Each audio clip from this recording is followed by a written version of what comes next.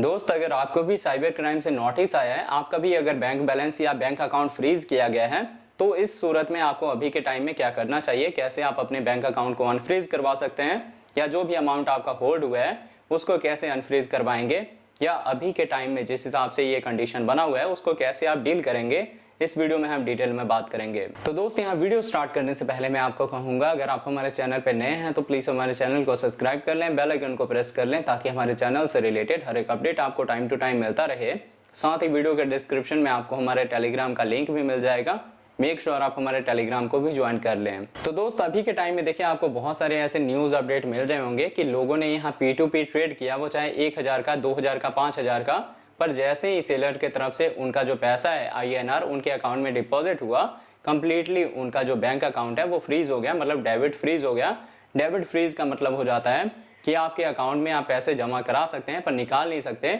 और ये totally part होता है इन्वेस्टिगेशन का, साइबर क्राइम का। अब देखिए, आप लोगों ने कोई ऐसा क्राइम किया नहीं, फिर आपका बैंक अकाउंट फ्रीज क्यों हुआ, इसके बारे में यहाँ पे आपको डिटेल में समझना पड़ेगा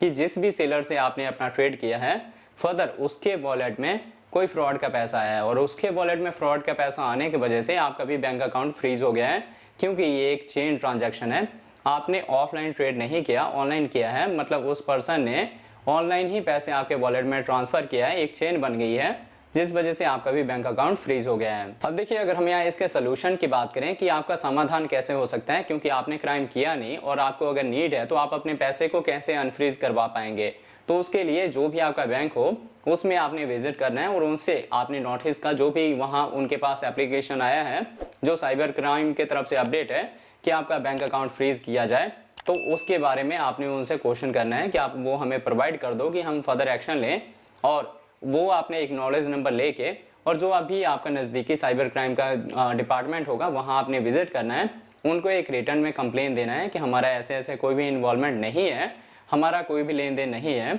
और जो भी आपने अपना ट्रेड किया है उसका प्रूफ देना है। और जब वो आपका यहाँ पे प्रूफ क्लियर हो जाएगा, फिर आपने उनसे अपनी जो डिटेल मांगनी है कि कहाँ से कौन सी साइबर क्राइम की टीम ने हम पे ये जो एलिगेशन लगाया है और हमारा बैंक अकाउंट फ्रीज करवाया है, तो उनका भी आपको ईमेल आईडी मिल जाएगा, और बखूबी जो भी इंस्पेक्टर होगा उसका भी डिटेल आपको मिल जाएगा, तो आप उससे भी बात कर सकते हैं, उनको मेल के थ्रू भी अपने जो डॉक्यूमेंट्स है वो सेंड कर सकते हैं। अब देखिए, ऐसे केस में आपके डॉक्यूमेंट की अगर हम बात करें तो डॉक्यूमेंट क्या हो सकता है, तो मेजर डॉक्यूमेंट होगा आपका बैंक स्टेटमेंट, और जिस भी पर्सन से आपने P2P ट्रेड किया है उसकी डिटेल। तो आपने ये दोनों चीजें फर्दर आपने सेंड करनी है कि हमने फलाना नहीं फलाना पर्सन से डील करी थी, और इतना नहीं इतना जो अमाउंट है वो हमारे वॉलेट में इसी पर्सन के थ्रू आया है। बाकी देखिए, ये जो मैं आपको स्टेप बता रहा हूँ ये थर्ड पार्टी के लिए है। अगर आप यहाँ पे फर्स्ट पार्टी हैं, मतलब आपने किसी से कॉइन सेल किया है और उसी पर्सन के साथ स्कैम हुआ है, तो आपको क्या है, खुद विजिट करना पड़ेगा जहां से भी जिस भी साइबर क्राइम के टीम के तरफ से कंप्लेन हुआ है।